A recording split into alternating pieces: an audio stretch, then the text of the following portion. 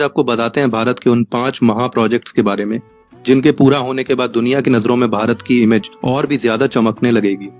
जिनके पूरा होने के बाद जो देश भारत को थर्ड वर्ल्ड यानी तीसरी दुनिया कहते आए हैं वो भी भारत को देखने के लिए वीजा की लाइनों में खड़े दिखेंगे।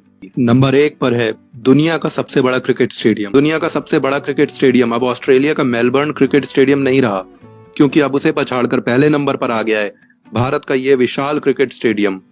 अहमदाबाद शहर के मोटेरा इलाके में तैयार इस क्रिकेट स्टेडियम को गौर से देखिए, कितना आलीशान लग रहा है।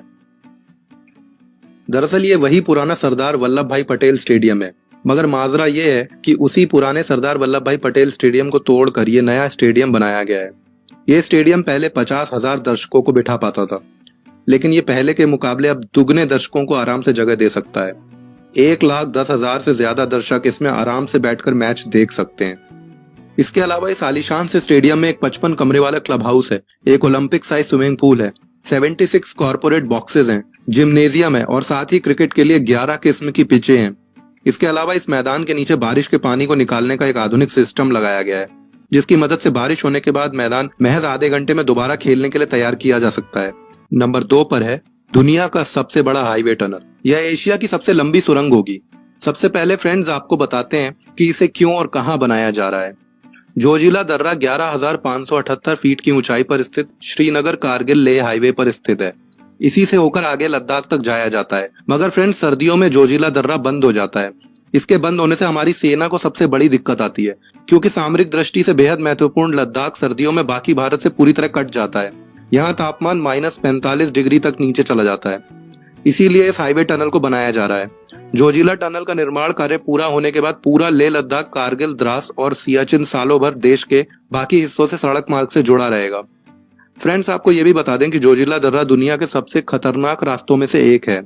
इस दुर्गम रास्ते में वाहन चलाना बेहद चुनौतीपूर्ण और खतरों से भरा है। जोजिला टनल एशिया की सबसे लंबी 2 वे टनल होगी। यह सुरंग मौजूदा हाईवे के नीचे 400 मीटर दूरी तक गुजरेगी। सर्दियों के मौसम में कारगिल पोस्ट पर खाने पीने का सामान और हथियार आदि पहुंचाने में समस्या आती है, मगर इसके बनने के बाद हर मौसम में सीमा चौकियों तक सामग्री पहुंचाई जा सकेगी। रणनीतिक लिहाज से भारत के लिए यह बड़ी बढ़त होगी। इस टनल के बन जाने के बाद 3 घंटे का सफर महज 15 मिनट में ही पूरा हो जाएगा।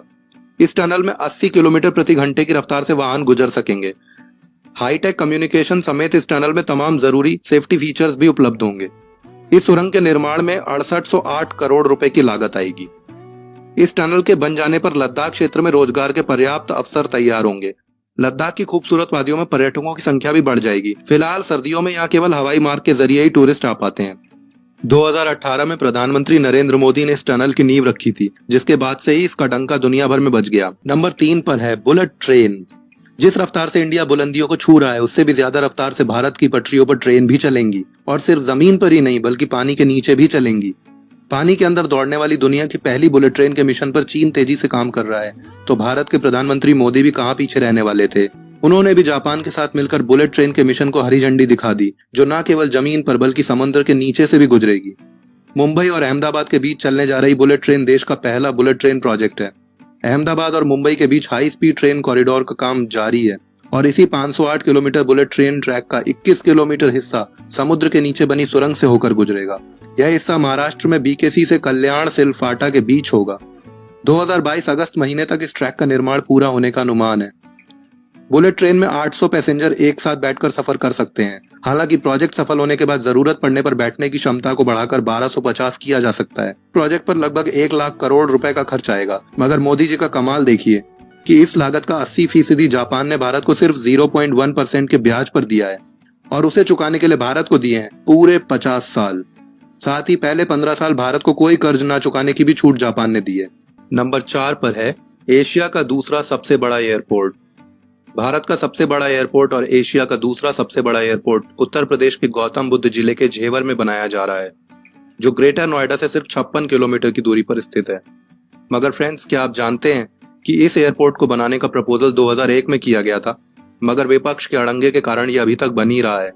दरअसल जेवर एयरपोर्ट दिल्ली के इंदिरा गांधी इंटरनेशनल एयरपोर्ट से सिर्फ 72 किलोमीटर की दूरी पर बन रहा है, और विपक्ष का कहना था कि यह इंदिरा गांधी एयरपोर्ट की ट्रैफिक और रेवेन्यू जनरेशन को काफी कम कर देगा। पर 2014 में मोदी सरकार आने के बाद इस पर काम होना शुरू हो गया। अब बस आने वाले सिर्फ 4 सालों में ये प्रोजेक्ट पूरा हो जाएगा। ये पूरा प्रोजेक्ट करीब 5000 एकड़ में फैला हुआ है और इसमें लगभग 6 से 8 रनवे बनने वाले हैं। इसका नाम नोएडा इंटरनेशनल एयरपोर्ट होगा। ये एयरपोर्ट इतना बड़ा बनेगा कि इसका निर्माण 4 फेज में किया जाएगा। पहले फेज के पूरा होते ही यहाँ से हर साल लगभग 1 करोड़ लोग यात्रा कर पाएंगे। दूसरा फेज पूरा होने के बाद यहाँ से 3 करोड़ यात्री सालाना यात्रा कर पाएंगे। तीसरे फेज के बाद यात्रियों की संख्या बढ़कर 5 करोड़ हो जाएगी और चौथे फेज यानी आखिरी फेज के पूरा होते ही यहाँ से 7 करोड़ यात्री हर साल यात्रा कर पाएंगे। इसी के साथ ये एशिया का दूसरा सबसे बड़ा एयरपोर्ट तो बनेगा ही, साथ ही दुनिया का 5वां सबसे बड़ा एयरपोर्ट होने का भी खिताब अपने नाम कर लेगा। नंबर 5 पर है विश्व का सबसे ऊंचा मंदिर। भारत के कल्चर और धार्मिक विरासत को भारत और दुनिया के बच्चे बच्चे को समझाने के लिए भारत में 1 या 2 नहीं बल्कि कई बड़े कृष्ण मंदिरों का निर्माण किया जा रहा है। करीब 2100 करोड़ रुपए की लागत से बन रहे इन मंदिरों की खूबियां ऐसी होंगी जिन्हें देख सारी दुनिया ही दंग रह जाएगी। तो चलिए फ्रेंड्स, जानते हैं कि भारत कैसे इन मंदिरों के जरिए भी दुनिया में छा जाने वाला है। इनमें से पहला है वृंदावन में बन रहा दुनिया का सबसे ऊंचा मंदिर, जिसे बनाने में लगभग 800 करोड़ रुपए का खर्च आएगा। ये मंदिर 700 फीट ऊंचा होगा और 65 एकड़ में फैला होगा। इसमें 70 मंजिला मंदिर बनेगा। इस मंदिर को एक अम्यूजमेंट पार्क की तरह डेवलप किया जा रहा है, यानी इसमें लाइट शो के जरिए आप भगवान कृष्ण की लीलाओं को महसूस कर सकेंगे।